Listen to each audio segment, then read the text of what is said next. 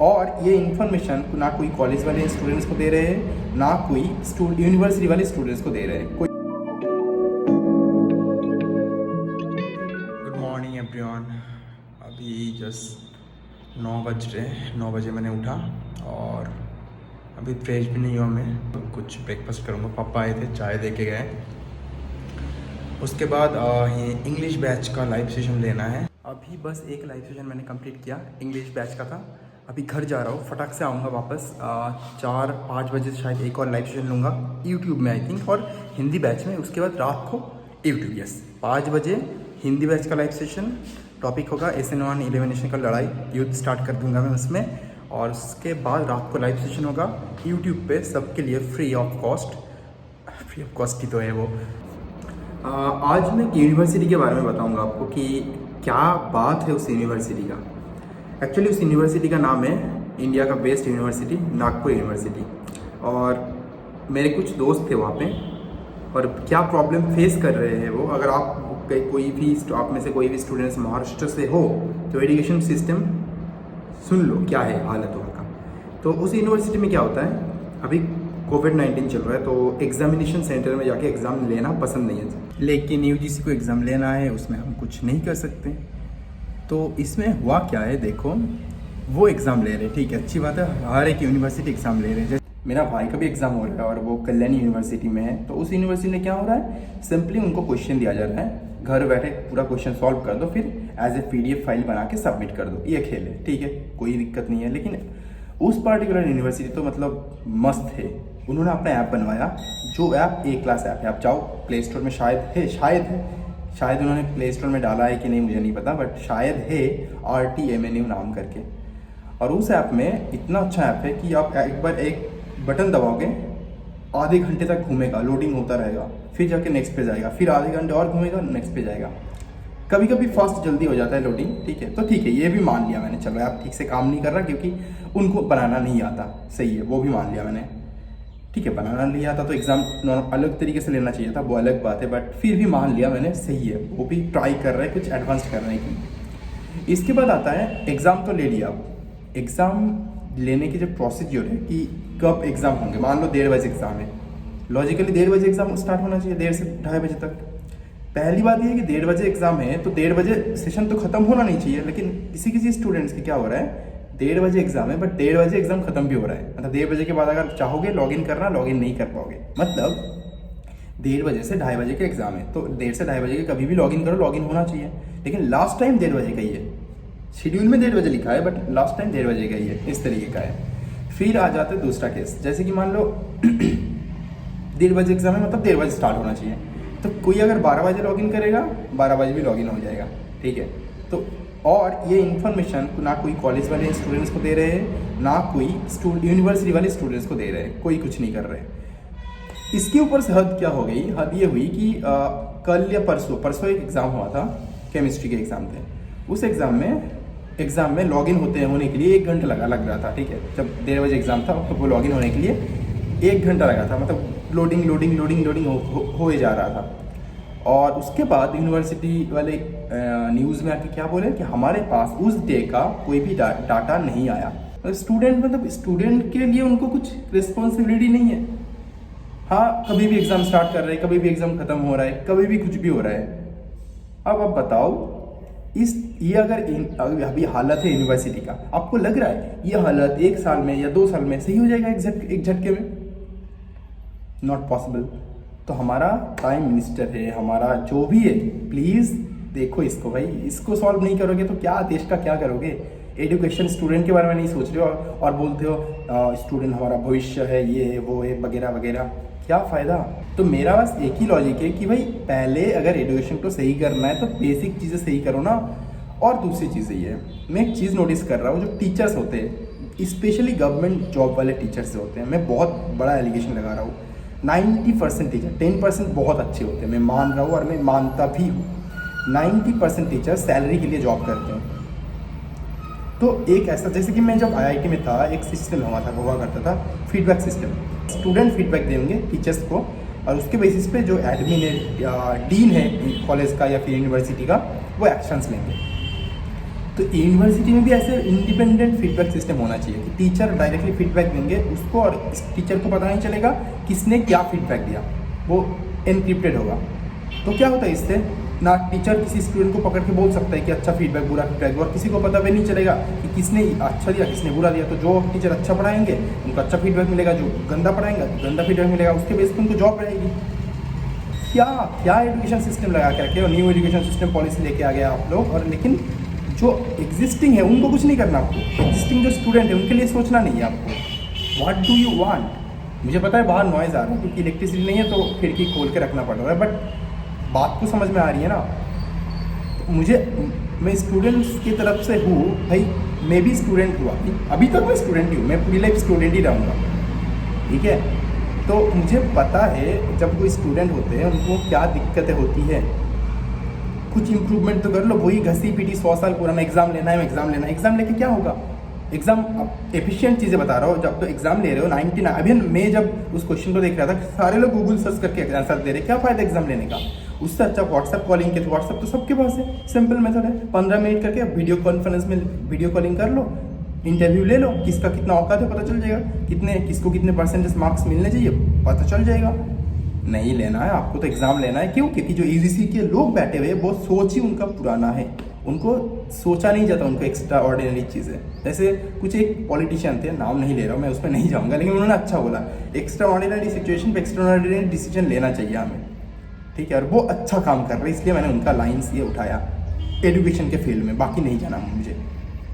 तो ये हमें देखना चाहिए, ठीक है, ये हमें देखना चाहिए कि न्यू एजुकेशन पॉलिसी लाने से पहले जो एग्जिस्टिंग स्टूडेंट्स हैं उनके बारे में आप नहीं सोचोगे क्या एजुकेशन पॉलिसी ला रहे हो। और इस देश का एक मतलब बैड लक ही है, पॉलिसी तो आता है एक इम्प्लीमेंट कुछ नहीं होता, ठीक है, इम्प्लीमेंट कुछ नहीं होता। तो अभी मैं सही बता रहा हूँ, ठीक है, ये मुझे लग रहा है, जो मुझे लग रहा है, मेरा एक्सपीरियंस ये बता रहा है कि अभी ये गवर्नमेंट स्कूल, ये स्कूल, वो स्कूल, इस पर भरोसा मत करो। इधर अनलेस एंड अनटिल आपका वो लक अच्छा है कि आपको अच्छा स्कूल मिल गया, ठीक है। मैं जिस स्टेट से बिलोंग करता हूँ यहाँ पे मोरलेस एजुकेशन सिस्टम अच्छा है, मान रहा हूँ मैं। वेस्ट बंगाल का एजुकेशन सिस्टम अच्छा है, मुझे पता है, लेकिन बाकी महाराष्ट्र स्पेशली मैं उसकी बात कर रहा हूँ, जो मुझे पता चला अभी तक और जो मैंने फेस किया। मैंने भी ऐप ओपन करके देखा, ऐप का जो सिस्टम है वो देखा, यार फ्रस्ट्रेटेड हो रहे स्टूडेंट्स, और आपको कुछ पड़ी नहीं है, आपको बस ठीक है ये करो वो करो, अभी एग्ज़ाम, बाद में एग्ज़ाम, पहले एग्ज़ाम, लास्ट में एग्ज़ाम, क्या लगा के रखा है, एग्ज़ाम एग्ज़ाम एग्ज़ाम एग्ज़ाम। ठीक करो प्रॉब्लम। अगर ऐप में एग्ज़ाम लेना है तो ऐप में भी ऐप बनवाता हो भाई, मेरे पास भी अपना एप्लीकेशन है, बहुत अच्छे से चल रहा है, आपका क्यों नहीं चल रहा? क्योंकि आपको क्या चाहिए, मतलब आपको अगर ऐप बनाना है तो अच्छे से ऐप बना लो, और क्योंकि आपको पता है स्टूडेंट देख के एग्ज़ाम देंगे, तो क्यों प्रॉक्टर ऐप, सेल्फी ऐप, ये फालतू का क्यों कर रहे हो आप? क्योंकि जो भी कर लो चीटिंग को रोक नहीं सकते, एग्जाम हॉल में चीटिंग नहीं रोक सकते, इसमें कैसे चीटिंग रोकोगे? सही बात है ना। तो मुझे नहीं पता कि ये इन्फॉर्मेशन जाएगा नहीं जाएगा, वैसे ही फ़र्क नहीं पड़ने वाला मुझे सबको पता है कि इससे कुछ फ़र्क नहीं पड़ेगा। तो हमारा प्राइम मिनिस्टर से यही रिक्वेस्ट है मेरा, एजुकेशन सिस्टम अच्छा करने के बाद आप लॉन्ग टर्म के लिए सोच के देखिए कि लॉन्ग टर्म में स्टूडेंट अगर अच्छे होंगे, देश का जो लिटरेसी रेट बहुत इंक्रीज हो जाएगी। एक्चुअल लिटरेसी के बाद रेट की बात कर रहा हूँ मैं, ऐसा नहीं कि 8 पास 7 पास 5 पास उससे कुछ नहीं होता। एटलीस्ट ग्रेजुएट तो होना चाहिए हर एक स्टूडेंट, हर कोई इंसान एक कंट्री में। बेसिक फंड एजुकेशन है, ये मिल जाएगा ना, अच्छा बाकी हर चीज़ सही हो जाएगा, हर एक चीज़, ठीक है। तो आप ज़्यादा नहीं बोलना, क्योंकि मुझे पता है इससे फ़र्क नहीं पड़ेगा मुझसे, क्योंकि मुझसे भी बहुत अच्छे ऊँचे लेवल के लोग ये सब कुछ बोल चुके हैं, लेकिन उनकी बातें कोई नहीं सुननी, मैं बोल नहीं पा रहा हूँ बाकी, ठीक है, कि क्या सुना जाता है क्या नहीं जाता है, इसमें न्यूज़ चैनल क्या करती है और बाकी चीज़ें क्या करती है। फाइनली अब शाम हो चुकी है, अभी थोड़ी देर पहले मैंने लाइव सेशन ख़त्म किया एक इंग्लिश बैच के लिए। अभी 8 बजे यूट्यूब में लाइव आने वाला हूँ, और जो मैंने आज अभी इस वीडियो में आपको यूनिवर्सिटी के बारे में बताया, वो मतलब उसका प्रूफ भी मैं आपको दिखा दिया ऑलरेडी शायद। तो उसमें आपको समझना है, ये देखो, उसको आप चेंज नहीं कर सकते हो, आप चेंज क्या कर सकते हो, अपने आप को। आपको खुद ही कुछ करना पड़ेगा, अपना फ्यूचर खुद बनाना पड़ेगा। गवर्नमेंट, ये यूजीसी, यूनिवर्सिटी डिपेंडेंट ना रहो, खुद से कुछ करने की कोशिश करो लाइफ में, हमेशा सेल्फ डिपेंडेंट हो जाओ, खुद कैपेबल बन जाओ। तो फिलहाल मैं क्या करता हूँ, फिलहाल मैं चाय कंप्लीट करता हूँ, मेरा ठंडा हो जाएगा नहीं तो, और उसके बाद 8 बजे की वीडियो की तैयारी करना है यूट्यूब के लिए। फाइनली अभी मेरा काम ख़त्म हो चुका है। अभी इसके बाद मुझे एक और लाइव सेशन लेना है टेस्ट के बाद। उसके बाद आज का काम ख़त्म, फिर मैं खाना खाऊंगा, सो जाऊंगा, कोई इशू नहीं है। और क्या आपको पता है ग्रीनलैंड का जो आइस है वो किस तरीके से पिघल रहा है? क्या आपको पता है? जो नॉर्थ पोल में ग्रीनलैंड है ना, ये कंट्री है, उसमें एक प्रॉब्लम हुई है। अभी साइंटिस्ट को ये पता चला कि वहाँ पे जो आइस है ना, आइस का जो शेड है, लेयर है, वो लेयर्स इतनी जल्दी पिघल रहा है जिसकी कोई लिमिट नहीं है। अब दुनिया तो एक बार देख लिया है कि कोविड-19 से क्या होता है, और हम तो इसको कंट्रोल भी नहीं कर पा रहे। मतलब कोविड-19 एक वायरस से दुनिया का ये हाल समझो, तो लॉन्ग टर्म में जो दुनिया के ऊपर इफेक्ट करेगा, जैसे कि आइस मेल्टिंग ग्रीनलैंड में जो हो रहा है, सोच के देखो एक बार क्या इफेक्ट करेगा दुनिया में। ये तो बस 1 सेकंड में आया वायरस, वैक्सीन आएगा, वायरस जाएगा, दुनिया पूरा बंद पड़ी है, कुछ नहीं कर सकते हम, ठीक है। लेकिन सोचो ग्रीनलैंड का अगर आइस इस तरीके से पिघलते रहे और हम कुछ स्टेप्स ना ले, और स्टेप्स क्या, शॉर्ट टर्म में कोई स्टेप्स ले भी नहीं सकते हम, तो आज से 21st 100 में, मतलब आज 2020 है, तो 21st 100 में 80 ईयर्स बाद पूरी दुनिया का क्या हालत होगी किसी को नहीं पता, किसी को नहीं पता। तो अभी इसका सोल्यूशन एक ही है कि एक ही काम आप कर सकते हैं, जो है कि इलेक्ट्रिक व्हीकल मैक्सिमम जो रिप्रोडक्शन होता है, कि हम सोलर सिटी जैसे, मतलब एक सिटी बनाए जो पूरा सोलर एनर्जी से चलते हुए, हर एक सिटी, हर एक गांव, हर एक घर में सोलर पावर पैनल लगे। और इसके लिए सोलर पैनल्स को मोर एफिशिएंट होना चाहिए, उसका प्राइस बहुत चीप होना चाहिए, एट द सेम टाइम वो बहुत इजीली मिल जाना चाहिए।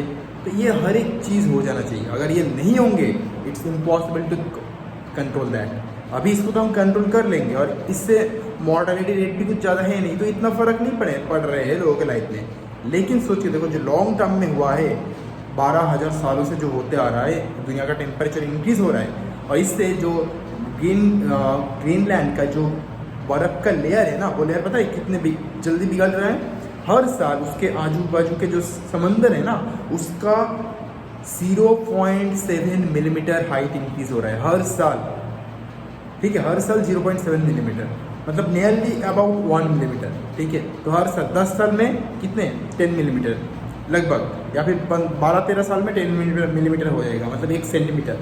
1 सेंटीमीटर वहाँ पर इंक्रीज़ होना मतलब पता है क्या? कुछ पार्ट ऑफ द लैंड पानी के नीचे जाना। तो इसको कंट्रोल हम 10-12 साल से तो कर नहीं सकते, इतने दिनों से जो चल रहा है। हम तो पूरी तरीके से, हमारा जो मैन्युफैक्चरिंग हब, ट्रांसपोर्टेशन सिस्टम, सबको तो हम पूरी तरीके से इलेक्ट्रीफाई नहीं कर सकते, बट वी कैन ट्राई। तो गवर्नमेंट को ये फालतू का चीज़ों के बारे में ना सोच के अभी इस पर ध्यान देना चाहिए। दुनिया में कोई साइंटिस्ट को रखो इस पोजीशन पे, ऐसे फालतू लोगों को रख के फ़ायदा नहीं है। साइंटिस्ट को रखो जो सीरियस ये सारे मैटर्स में, कोई जो साइंस मिनिस्टर होते हैं वो साइंटिस्ट होने चाहिए कुछ, उनको एटलीस्ट पता तो रहेगा कि चल क्या रहा है। साइंस मिनिस्टर क्या है, गवार लोग बैठे हैं बड़े, इस तरीके से काम नहीं होता।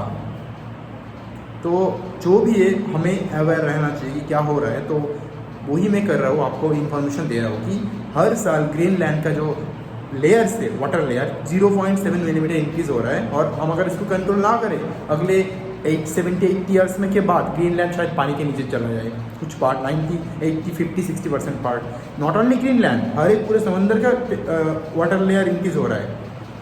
समझ के देखो, पूरी दुनिया शायद कुछ पार्ट, जैसे कि मान लो जो हमारा कोलकाता का जो पार्ट है ना, आज से शायद 200, 100, 150, 200 साल बाद, या फिर 50 साल बाद हो सकता है कोलकाता पानी के नीचे हो, वो सिटी का एग्जिस्टेंस ही ना हो।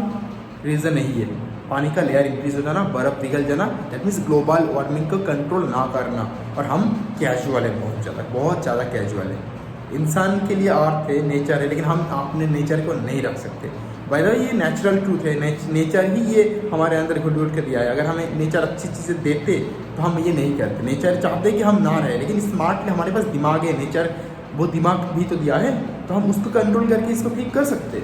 हम इलेक्ट्रीफाई कर सकते, electric vehicle, electric solar power use कर सकते हैं। तो फिर क्या होंगे इससे, CFC type I mean green house gases जो होंगे ना, वो जनरेट नहीं होंगे। अगर नहीं होंगे तो हम बहुत इजीली चीज़ों को कंट्रोल कर सकते हैं।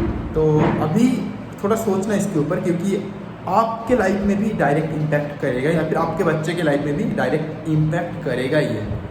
So that's very very important कि आप भी समझो इस चीज़ों को। फाइनली मैंने क्लासेस ले लिए, बहुत ज़्यादा थक चुका हूँ, अभी खाना खाऊंगा, सो जाऊंगा। तो गाइस आज रखते हैं, आज के लिए बाय बाय, कल सुबह फिर से मिलेंगे। Bye bye, good night guys, मिलेंगे कल सुबह फिर से।